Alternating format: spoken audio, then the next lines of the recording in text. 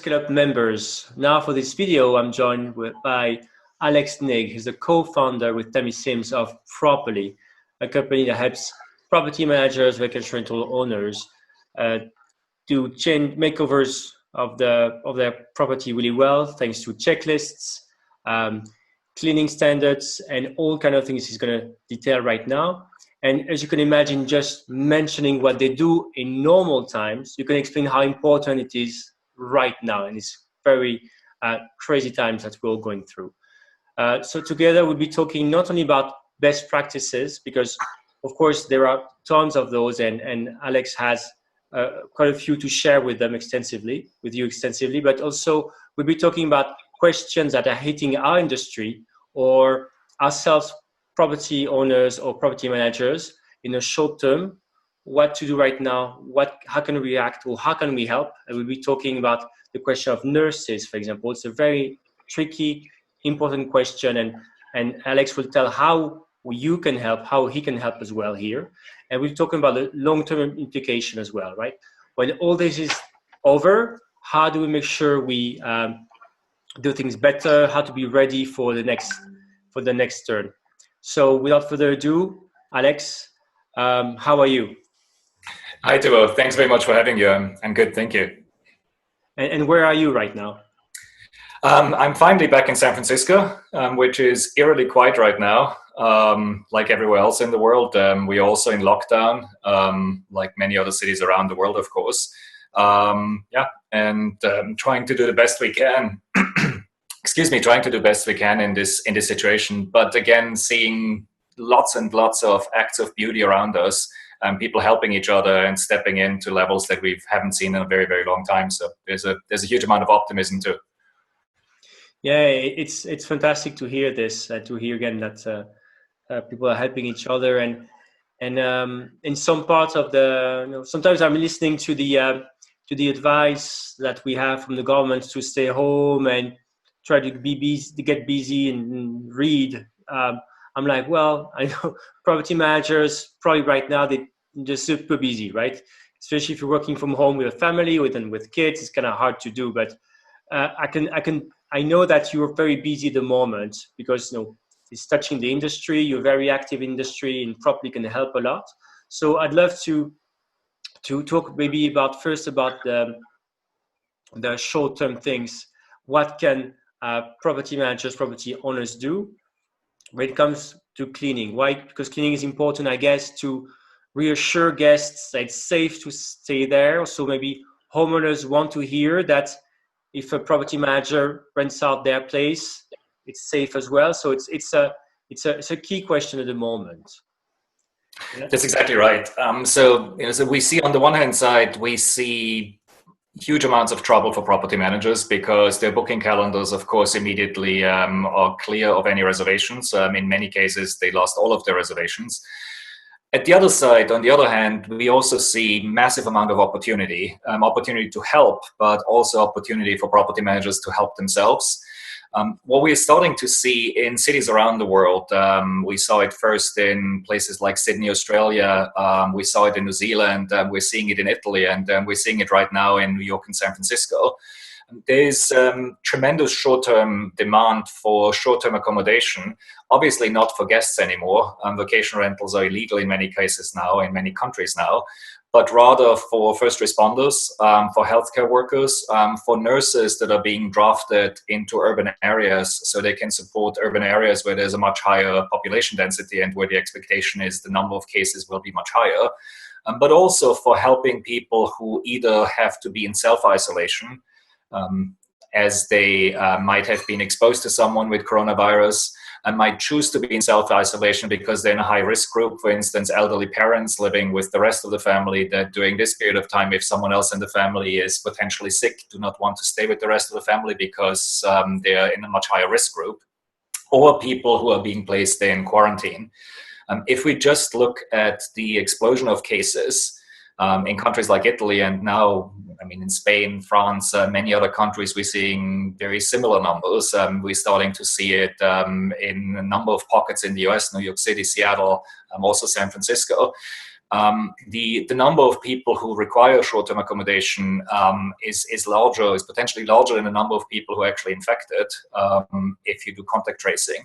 So this could actually constitute a very, very significant amount of demand for our industry, but also of opportunity for us to help at this critical time. The two key issues that we come across, which is why our phone's hooking off, like always ringing off the hook, and we're working 24/7, is in this scenario, the most important thing, of course, is to assure the guests that they're safe. If the guest or patient in this case is being accommodated by a city, assuring the city that the accommodation that they provide to this guest is safe, assuring to the platforms such as, say, Booking.com, Airbnb, Vrbo, Expedia, showing to the platform that the accommodation is safe, and then putting the owner at peace of mind that they should continue to rent their property, even though this might be people who are infected, either high risk at infection, potential infection, or actually are infected, and assure them that it's actually perfectly safe to do so. And that they're doing their part. So that's the part that we're working on, to basically create an end-to-end system of record that, number one, distributes best practices so everybody knows what to do. How do you disinfect the place properly? How do you make sure that everything is done to hospital-grade standards? And how do you do that consistently? Number two, how do you monitor that? How do you train your staff, monitor that, verify that, so you can actually provide all the different stakeholders with guarantees that this has happened? And then number three, how do you communicate it? How do your guests know that their place is safe? How do the owners know what you're doing with their properties so they can continue to trust the property manager to manage the property for them, to keep it on the market? And how do you make sure information keeps flowing between all the different stakeholders? So that's very, very much at the core of what we're doing. So one of the things I'm hearing as well is that, of course, you said there could be demand, but even where it's banned, for example, in some countries where it's banned, maybe the medical authorities may be looking for short-term rentals, like apartments basically located nearby hospitals for staff, for doctors, nurses. So there's sort of this now, I'd say, governmental or medical authorities, this demand does exist. So, absolutely. So there's a choice, because I've also seen people volunteering, like property managers in different countries volunteering, offering places, but there's also an occasion maybe also to get some, let's say, bookings or some little revenues from maybe medical authorities or government looking for a good place. And what you were saying, that to respond to this, to feel okay being part of these schemes, having the right protocols or framework to have things clean and reassuring people on how it's done. That's what you can help as well, right?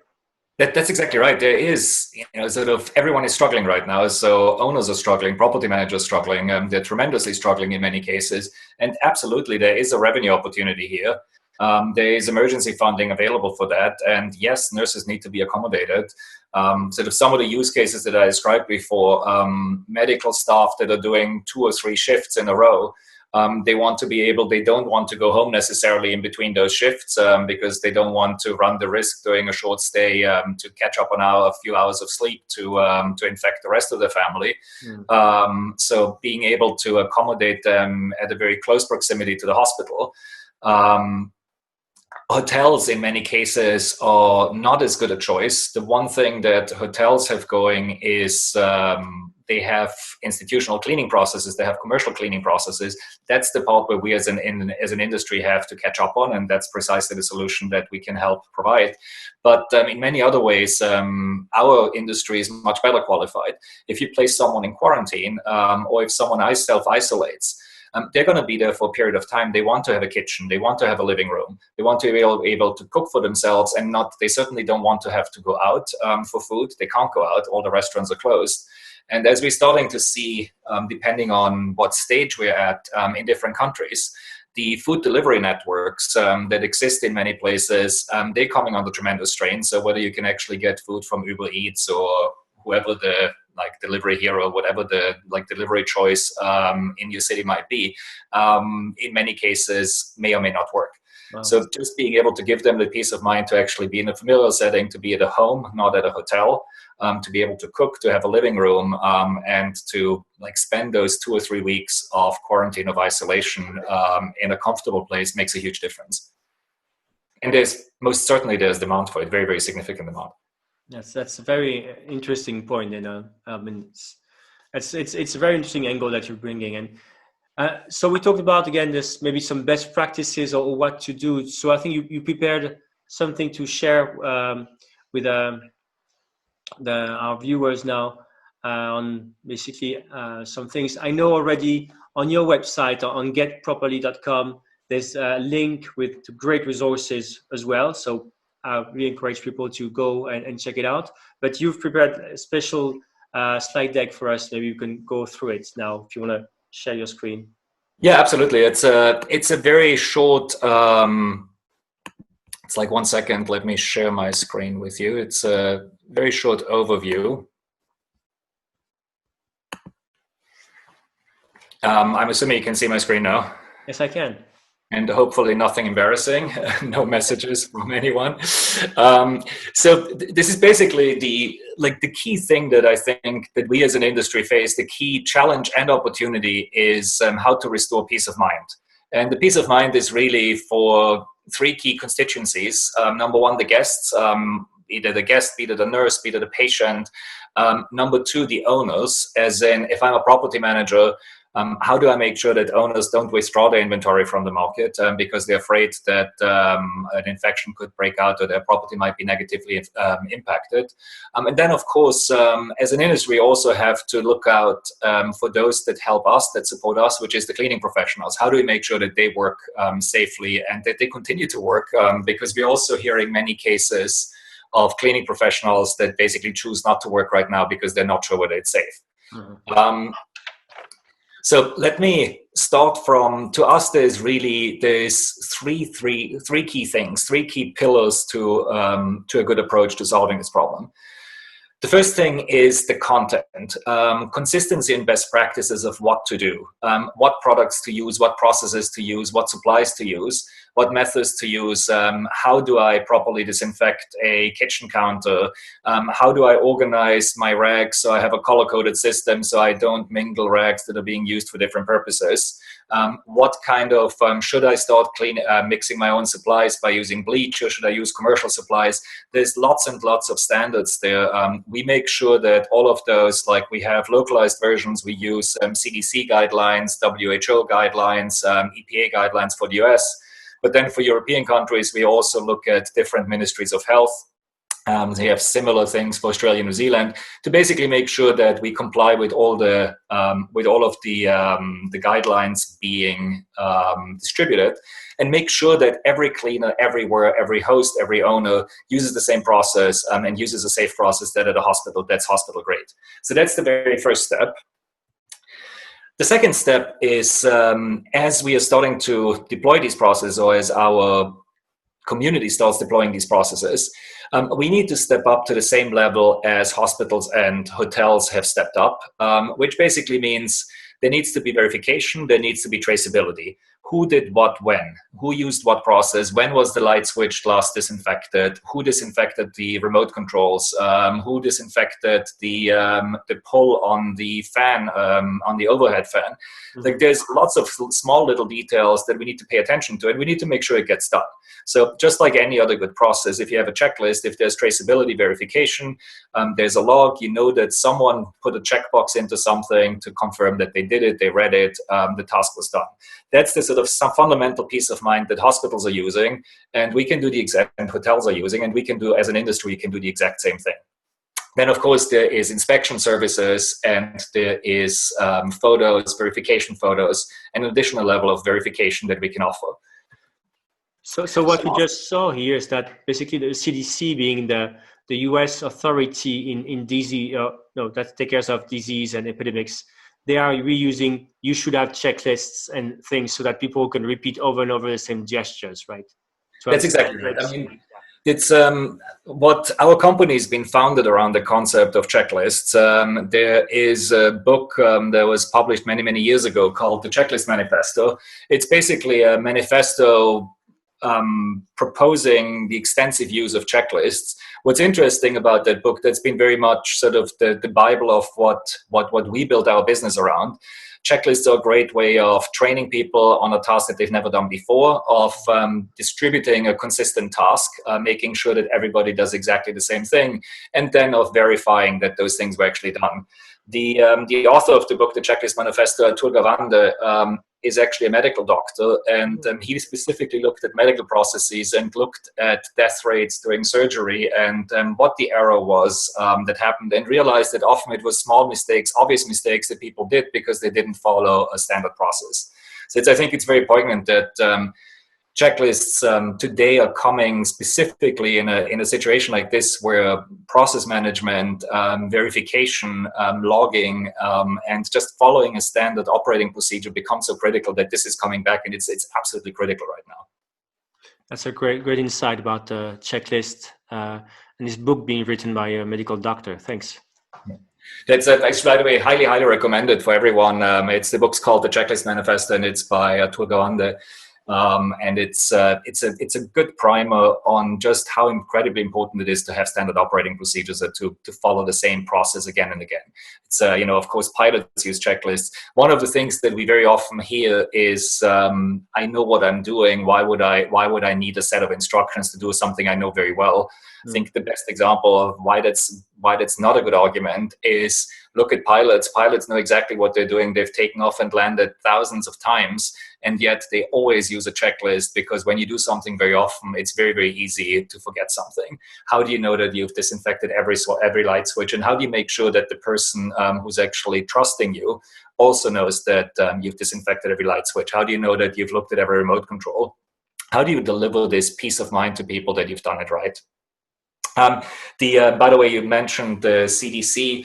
Yes, the CDC is the Center for Disease Control in the US. There's many other agencies that have similar functions around the world.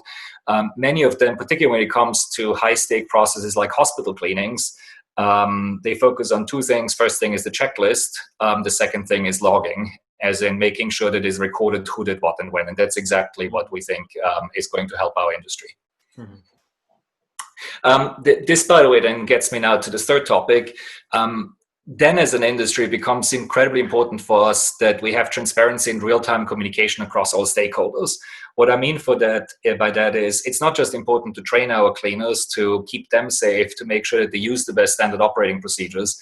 It's important that everybody knows that the guests know it, because only if the guests know it will they give us peace of mind, that the owners know it, that they can verify what was done at their properties and when, so they are tied into the system and they get peace of mind that their properties are being properly taken care of and are safe. And then, of course, that the cleaning professionals know that we have their safety in mind, and that all the processes are designed in such a way to keep them safe, and the property managers too. And then, of course, we're sort of now also looking at how can we tie the platforms into this. How can we make sure that Airbnb and Booking.com and HomeAway or Vrbo are all tied into the process, so everybody across the industry can vouch for property and guarantee that it's clean and safe and that best practices were used. Okay. That's really it. Now, in terms of the specifics, what cleaning products should you use? What surfaces should you clean? What do you do for normal cleaning as opposed to a standard cleaning in the age of COVID-19 versus what do you do for deep cleaning if, for instance, you know someone with a known case of COVID-19 was staying at a property? We have extensive checklists. We have extensive resources. And of course, all of that's freely available on our website at getproperly.com. And we also very much welcome comments and questions. This is a time where I think it feels like we're at the center of the storm. This is a fundamental platform that we can help people use and restore peace of mind. So we're very, very happy. Any use cases that we can distribute, any questions that we can answer, we'd love to help. Thanks, Alex. I mean, I think it's fantastic, putting together these resources, taking the time today, sharing this. And I know you're probably working on all kind of projects to make sure what you recommended is actually happening in real life. And I hope we can hear about it soon. So that's sort of the short term, right? They're helping out or making sure things are clean, of course. And we've just seen also short term, there's probably a need to answer to the needs from the medical community in terms of housing, lodging.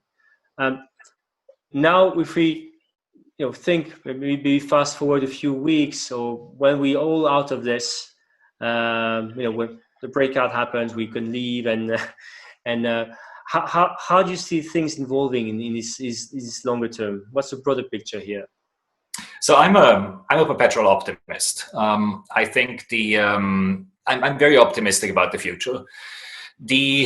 Particularly optimistic about the future of our industry. So there's a couple of things I think, and we, like everyone else, I have no idea what's going to happen, because I think this is taking everyone by surprise, and the person who says they know what's going to happen is the one you shouldn't listen to. So my guess is as good as anything. We hear a couple of things from around the world, and one of the things that I think puts us in an interesting position is because we operate globally. It feels like we can see a little bit of the future, because what happened 2 weeks ago in Bergamo is happening in Barcelona today. So there are sort of pockets of where I think we're starting to get a bit of an idea of what might happen. One thing that we hear everywhere is people don't do well in isolation.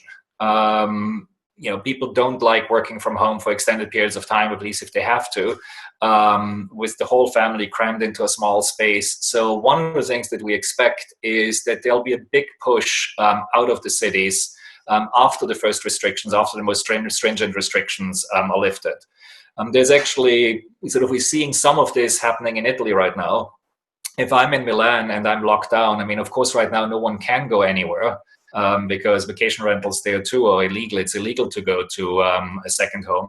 You have to stay in your primary home. But the moment the first the strictest measures are removed, I now find myself in a situation where probably both parents that are working from home, and the kids are not going to school. Now, those are the two reasons why people can't travel. So if I'm in a situation like that, if there's any opportunity, and I've been under tremendous stress for weeks on end, sitting in a dense urban center, if I'm Milan, and if there's any opportunity, why wouldn't I go for a week or even a weekend to say Como, which is just a 45-minute drive away, and take the family and get away from it all. So I think the drive to destinations will see a huge resurgence. I'm thinking of property managers like Sykes Cottages in the UK. If I've got cottages in the Cotswolds, I've got 10 million people in London who've been locked up. Where are they going to go after the first restrictions are going to be removed? In San Francisco, I already see people. I mean, there it's become illegal in the last few days too. Are pushing to Tahoe, Napa, Sonoma, sort of the outlying areas. So I think very, very much we'll see a big opportunity, particularly as flight travel will continue to be disrupted. I think the airlines obviously are taking a huge hit. So we'll also expect a significant amount of substitution. As we come out of the worst, the person or the family that might have, say, to use a European example, that might have booked a trip to Malaga, a flight to Malaga, if they're coming from Düsseldorf, maybe they'll drive to the Danish coast instead and rent a cottage on the Danish coast where they can stay just with the rest of the family, just amongst themselves, with the family, but outside in the country, and just a short drive away or a relatively short drive away. So I think the sort of first recovery will be the drive to destinations. Mm-hmm. And sort of as an industry, the drive to destination is still the lifeblood of the industry. It's not been the hip part of the industry, but it is the majority of the industry. Mm-hmm. So if I think of the US, the Gulf Coast, the Outer Banks, the sort of typical US sort of spring break vacation areas where people rent a cottage, those, I think, very much sort of after the initial massive disruption will be key beneficiaries. And I think we will see secular shifts from traditional lodging, hotels, to alternative accommodation as people are starting to get used to the idea, and as it becomes the better option. I want a big space, I want a family. Cost is also going to be an issue. I think no one has a doubt that we're going to be heading into a big recession. So there's a number of things that I think our industry will, sort of long-term dynamics that our industry will really start to benefit from. Now, urban areas, I think one of the things that we'll see is we've been talking about our industry as if it was one market. I think it's really two very different markets. So urban and vacation rentals are two very different markets with two very different dynamics. I think in urban markets, the dynamics will be different. It might even be the case that urban markets, sort of after the initial complete disruption, see a series of new use cases, like some of the ones that we just described, people being dislodged for some period of time, people making use of emergency accommodation. So urban areas will and could quite likely benefit from that. The longer term is probably going to be more difficult for urban areas, but again, we'd see probably in the longer term that there'll be substitution from traditional hotels to short-term accommodations like our industry provides, because the cost is usually much more accessible and they provide more space, they provide a kitchen, they provide more opportunity for people to be by themselves and to be in a self-contained unit. And these are, I think, great trends. Again, traditional drive to destination versus urban rentals, and to your point, the traditional rentals that were not so hip a few weeks ago suddenly are like where all the eyes are turning to for the I say rebound in the short term. Another trend I would like maybe for you to comment, or I don't know, something I have in mind. We had this before the call. We had this chat quickly about masks, right? And we've been lucky to travel to Asia, right? And I was living at some point in Indonesia. It's not rare in Asia to see people wearing masks when they, they have a cold, right? They just don't want to spread the germs. And then I live at a point in Japan. It's also very common. And of course, Americans or Europeans would look at this and think that's a bit weird. Now, of course, what we see in Europe, people actually really want to wear masks, right? Or they think they should be having masks. And we've seen images of people in some streets, in some countries, walking in the street with a mask on. So I'm like, maybe that's going to stay. Maybe this thing's going to stay. So to put this into parallel for you here is in this example, do you think that even after we all can live there could be a risk of second wave? So we're talking about second waves of the virus coming back, right? So do you think the habits of deep cleaning and processes will now be ingrained? Just like people say, okay, now I'm going to be wearing a mask. I'm going to say, I'm going to stay in a place where I know there's this thing, deep cleaning or disinfectation has happened. I think absolutely. I mean, I think we talked about the traditional destinations being boring and the sort of hip urban destinations like being the interesting part of the industry, and that's shifting radically. I think the same thing applies to housekeeping. Housekeeping was the boring thing. It was the back of the house. I think it now very, very much moves to the front of the house. I think peace of mind is ultimately the key thing that we as an industry sell. How can you go on a vacation if you don't have peace of mind? Like, peace of mind is the ultimate fundamental component of everything we do. And that peace of mind in this day and age has to start from guaranteed cleaning processes, disinfection processes, just to make sure that you're absolutely safe. Now, the good news is it's actually not that difficult. And there are many things that are really difficult. This is not one of them. It just requires implementing good processes, training your staff well. It requires having systems in place. And again, sort of those are the things that we put in place so you can train someone on the job while they're doing it, because you verify. It's like drawing by numbers. You follow step-by-step instructions. But if you have these things in place, I think it'll be a fundamental requirement. Traceability will be a fundamental requirement, because you have to know that things were done right. If you have these things in place, it's a great differentiator, and it delivers the one very fundamental thing that we as an industry need to deliver, which is peace of mind, particularly in these days where peace of mind is the thing that's most under attack. Yeah, that's thank you for your time today, because I think we talk about short term and long term, and how investing and delivering this peace of mind through, again, what used to be the boring part, like cleaning, is obviously has become now important, has become worthwhile investment into not only answering to the short-term needs, but even probably long-term trends, shift that we can be expecting in consumers' minds. On this, once again, thanks for your time. So I will be, if you're okay with that, posting in the show notes underneath the presentation you showed us, and a link to the resources on your website. Anything before we part? Yeah, I mean the thing that, as I said, I'm a perpetual optimist. I have huge amounts of optimism about our industry, but also about us as a community. I think this is a time when people come together. I'm sort of starting to see companies that used to compete with each other are reaching out to each other to share best practices. And I think particularly in this time, at the beginning, there's a big risk for us. Our industry is built around travel, and travel connects people. And travel is under assault right now. This is an opportunity for us to come together as a community and say, actually, now more than ever, it's important for us to share best practices as a community. Sort of to not have the thinking of let's close our borders and close ourselves in, but rather think about how can we spread best practices? How can the first responders in China help first responders in Italy do a better job at addressing the challenges, the challenges that they face right now? And then, sort of the next wave, how can Italians help the Spaniards? How can the Spaniards help the Americans? We're all learning at different pace. And right now, more than ever, I think it's an opportunity for us as an industry to come together, for us as a world to come together and learn from each other and figure out how we can solve this as a community.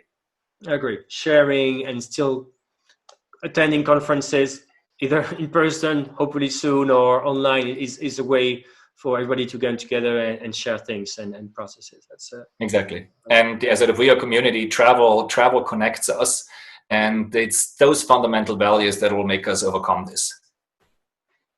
So very wise, good words, and optimistic.